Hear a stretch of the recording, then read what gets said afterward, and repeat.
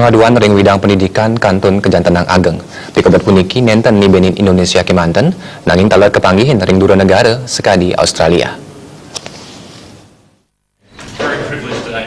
Kantos mungkin laporan pengaduan indek pemuruk ring widang pendidikan Kantun Kejantenang Ageng, Ketua Ombudsman Republik Indonesia Profesor Amsulian Ripai Mosang, jadi senenten kekaryanin undang-undanganipun pendidikan puniki menjantan patut kepika Union Samian A pemegas anggaring pendidikan.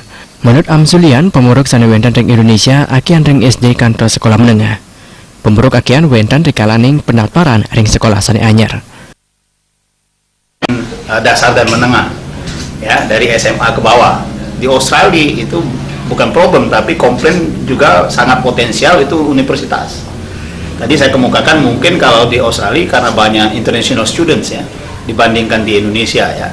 Nah, mungkin juga yang relevan di sini bahwa ombudsman adalah di Indonesia itu dibentuk berdasarkan Undang-Undang Nomor 37 Tahun 2008, adalah lembaga negara yang kewenangannya itu mengawasi seluruh kementerian dan lembaga ya terkait dengan pelayanan publik ya.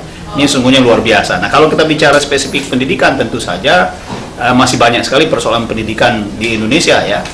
Pemuruk ring bidang pendidikan nenten wentan ring Indonesia Kemanten, nanging talar presiden kepanggian ring dura negara sekadi Australia. Commonwealth Ombudsman Australia, Michael Matorpi Mausang, pemuruk sani wenten akian ring perguruan tinggi.